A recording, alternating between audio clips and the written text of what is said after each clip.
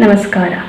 ಕೃಷ್ಣಾಯ ವಾಸುದೇವಾಯ ಹರೆಯೇ ಪರಮಾತ್ಮನೇ ಪ್ರಣತ ಕ್ಲೇಶನಾಶಾಯ ಗೋವಿಂದಾಯ ನಮೋ ನಮಃ.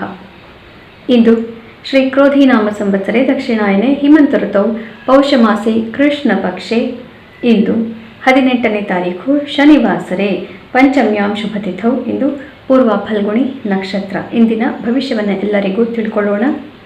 ಇಂದು ಶ್ರೀ ತ್ಯಾಗರಾಜರ ಆರಾಧನೆ. ತ್ಯಾಗರಾಜ ಸ್ವಾಮಿಗಳು ಒಂದೇ ಜನ್ಮದಲ್ಲಿ ರಾಮ ಮಂತ್ರವನ್ನು 3 ಕೋಟಿ ಸಲ ಜಪಿಸಿದ್ದರಿಂದ ರಾಮನ ಸಾಕ್ಷಾತ್ಕಾರವಾಯಿತು.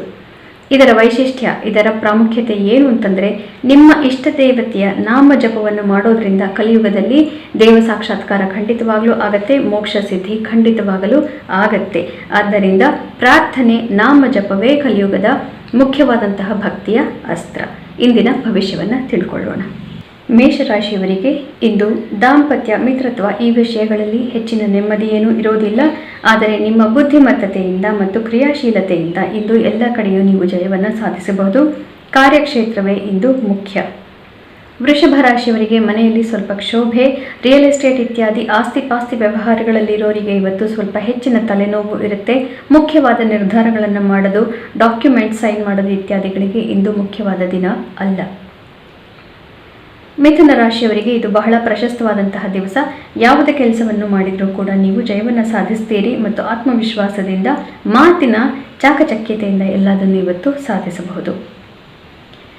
ಕರ್ಕ ರಾಶಿಯವರಿಗೆ ಮನೆಯಲ್ಲಿ ನೆಮ್ಮದಿ, ಸಂಸಾರದಲ್ಲಿ ನೆಮ್ಮದಿ, ಧನಾಗಮದ ಸೂಚನೆ ಕೂಡ ಇದೆ. ಆದ್ದರಿಂದ ಇಂದು ಬಹಳ ಶುಭ ದಿನ.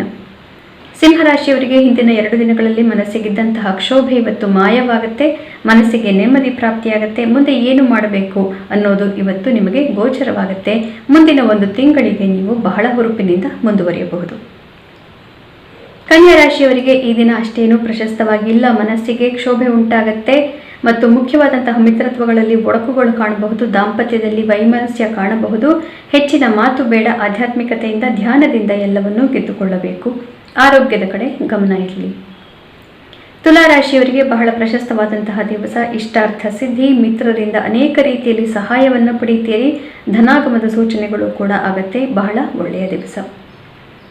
ವೃಶ್ಚಿಕ ರಾಶಿಯವರಿಗೆ ಕಾರ್ಯಕ್ಷೇತ್ರದಲ್ಲಿ ಹೆಚ್ಚಿನ ಜವಾಬ್ದಾರಿ, ಅದೇ ರೀತಿ ಹೆಚ್ಚಿನ ಗೌರವ ಕೂಡ ಪ್ರಾಪ್ತಿಯಾಗತ್ತೆ. ಆದರೆ ಕಾರ್ಯಕ್ಷೇತ್ರದ ಅವಶೇಷಗಳನ್ನು ಮನೆಗೆ ಮಾತ್ರ ತೆಗೆದುಕೊಂಡು ಹೋಗಬೇಡಿ. ಮನೆಯದು ಮನೆಯಲ್ಲಿ, ಕಾರ್ಯಕ್ಷೇತ್ರದಲ್ಲಿ ಬಿಟ್ಟು ಬಿಡಿ. ಧನುರಾಶಿಯವರಿಗೆ ಭಾಗ್ಯೋದಯವಾಗುತ್ತೆ, ಗೌರವ ಪ್ರಾಪ್ತಿಯಾಗತ್ತೆ. ಎಲ್ಲರೂ ಕೂಡ ನಿಮ್ಮನ್ನು ನೋಡೋದಿಕ್ಕೆ ಹಾತೊರಿತಾ ಇದ್ದಾರೇನೋ ಅನ್ನೋಂತಹ ಭಾವನೆ ಉಂಟಾಗುತ್ತೆ. ಇವತ್ತು ಸಾರ್ಥಕತೆ ಇರುತ್ತೆ. ಆದರೆ ದೊಡ್ಡವರ ಆಶೀರ್ವಾದ ಪಡೆಯೋದನ್ನು ಮರಿಬೇಡಿ.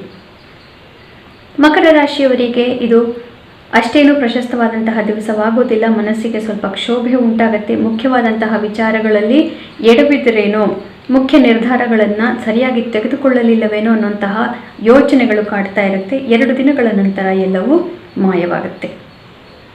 ಕುಂಭರಾಶಿಯವರಿಗೆ ಇದು ಬಹಳ ಒಳ್ಳೆಯ ದಿನ. ಎಲ್ಲ ರೀತಿಯಿಂದಲೂ ಬೇರೆಯವರಿಂದ ಸಹಕಾರವನ್ನು ಪಡಿತೀರಿ. ಮುಖ್ಯವಾದ ಕಾರ್ಯಕ್ಷೇತ್ರದಲ್ಲಿ, ಮುಖ್ಯವಾದಂತಹ ವಿಚಾರಗಳಲ್ಲಿ ನೀವು ಇವತ್ತು ಮುನ್ನಡೆಯನ್ನು ಸಾಧಿಸ್ತೀರಿ. ಆದರೆ ನಿಮ್ಮ ಮುನ್ನಡೆಯಲ್ಲಿ ಬೇರೆಯವರ ಪಾತ್ರವೂ ಇದ್ದೇ ಇರುತ್ತೆ.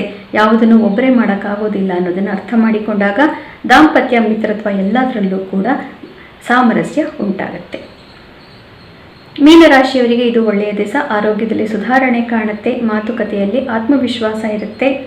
ಶತ್ರುಗಳು ಹಿಮ್ಮೆಟ್ಟುತ್ತಾರೆ, ಆದರೆ ಅತಿ ಆತ್ಮವಿಶ್ವಾಸ ಬೇಡ. ಇದರಿಂದ ಒಳ್ಳೆಯದಾಗೋದಿಲ್ಲ. ಮಿತ್ರರು ಶತ್ರುಗಳಾಗಿ ಪರಿವರ್ತನೆ ಆಗುವಂತಹ ಸಾಧ್ಯತೆ ಇರುತ್ತೆ. ಧ್ಯಾನವನ್ನು ಮಾಡಬೇಕು. ಆರೋಗ್ಯದ ಕಡೆ ಗಮನವನ್ನು ಕೊಡಬೇಕು. ನಿಮ್ಮ ನಾಳೆಯ ಭವಿಷ್ಯದೊಂದಿಗೆ ಪುನಃ ಭೇಟಿಯಾಗೋಣ.